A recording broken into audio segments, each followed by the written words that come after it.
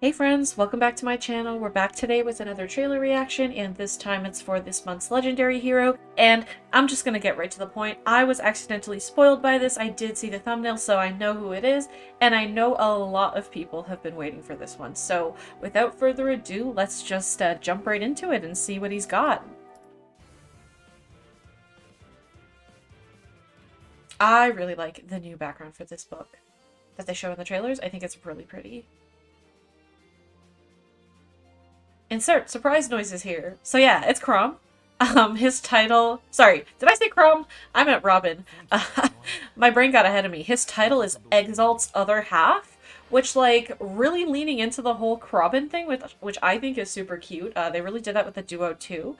But anyway, I saw Seal Attack 4, I saw Canto Control. Not sure if there was anything else new, but we'll go back and look right after.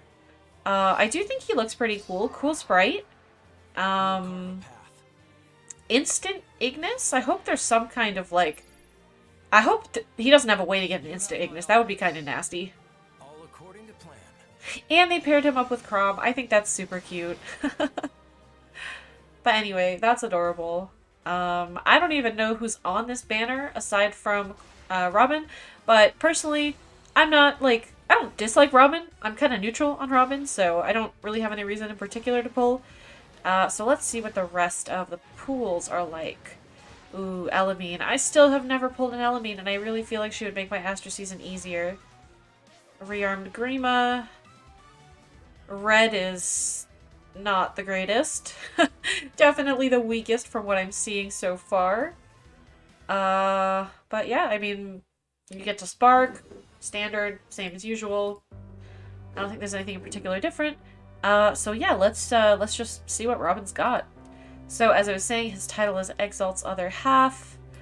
He is an infantry green tome, and he's in Earth Season. I already have a +10 legendary in Earth Season, so this is like doubly uninteresting to me. So let's see what he's got.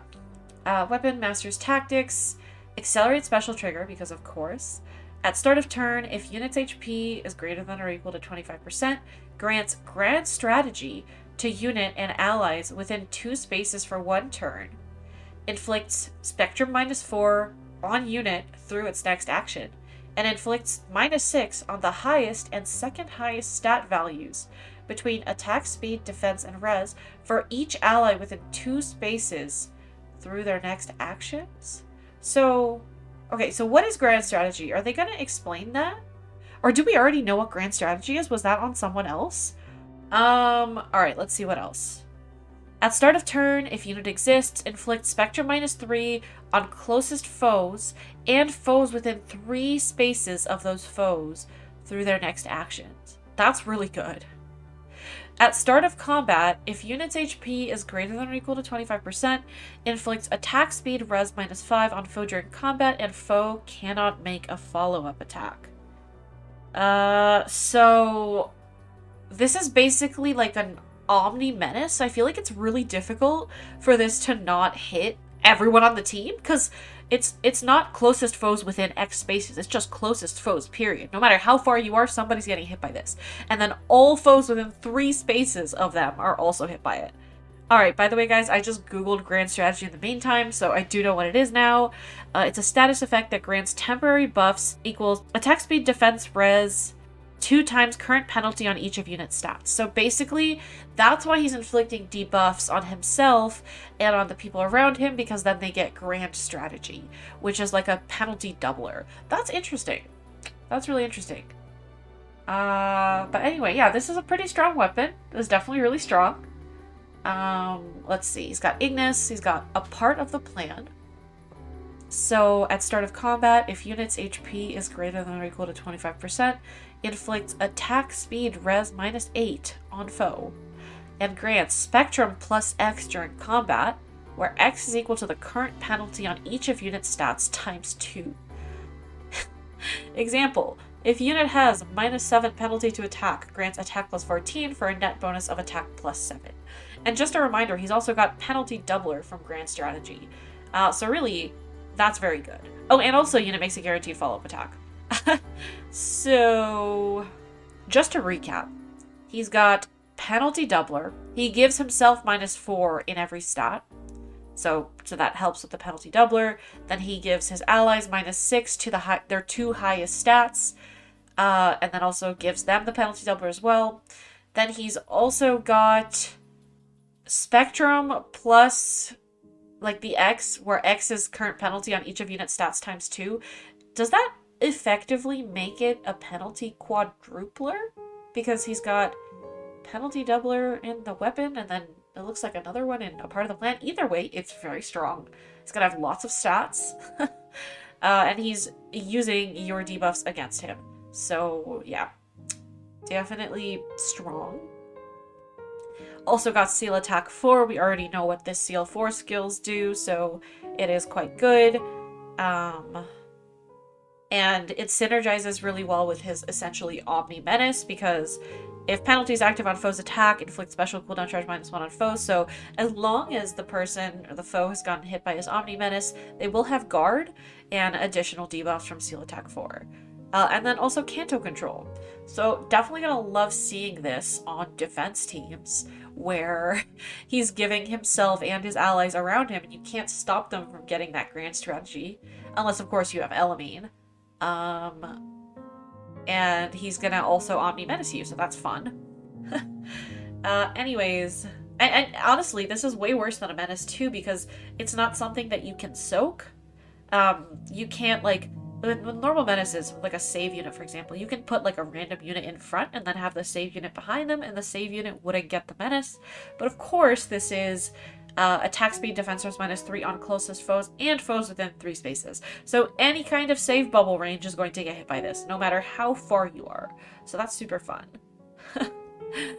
Yeah, definitely really strong. I mean, not really sure what else to say. Still not going to be pulling, personally, but yet another green tome nuke to contend with. We've got a lot of those for sure. We'll carve a path. Yeah, he really wants those debuffs. And he gets them. You have my all. What else? What's the rest of the banner like? Let's just have a quick summary.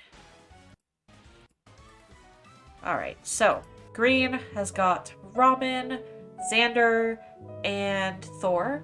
Xander and Thor definitely lower on the value chart than Robin. In fact, this feels like one of the lower value debut pools as of recent. There have been some very high value debut pools, and this one doesn't super feel like it, but I'd still say green overall is definitely the winner on this banner in terms of the value. Let's see blue. Blue's got Saros, female Byleth, and Faye.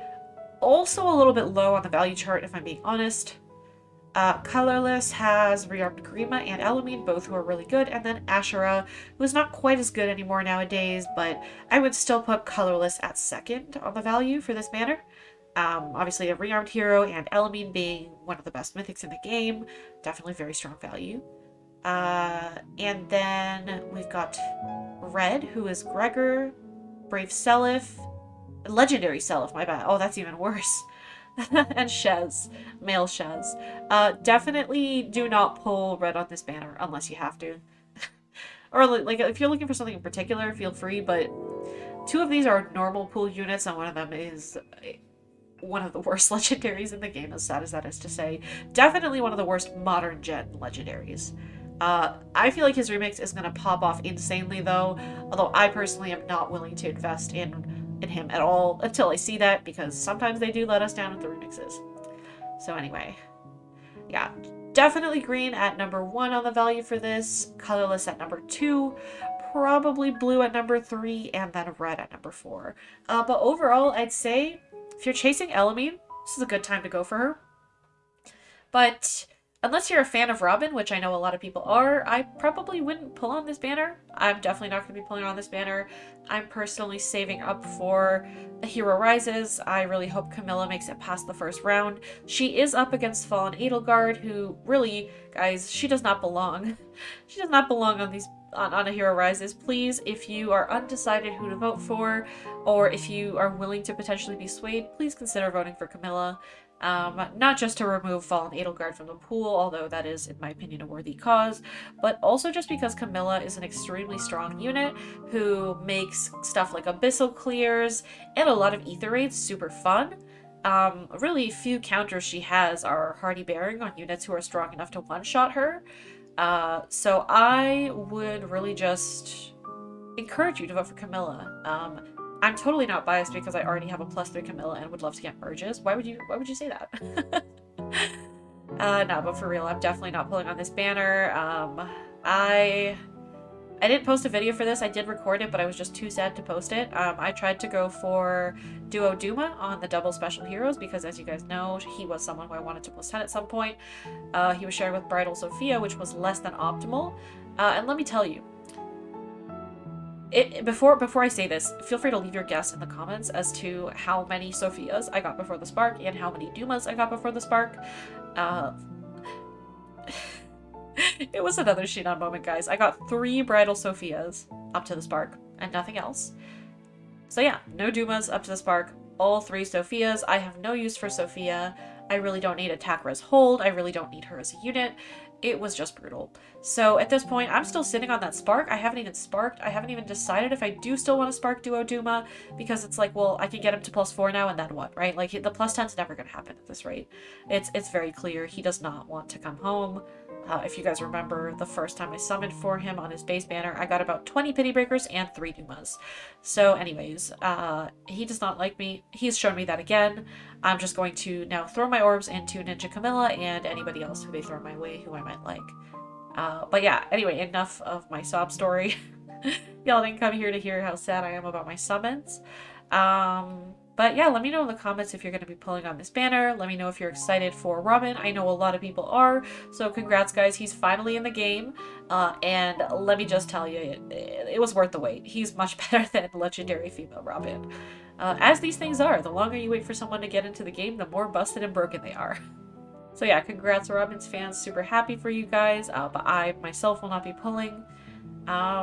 And yeah, thank you all for watching. Thank you Promenaders for your support, super appreciate you guys, and hope you all have a great night. Bye!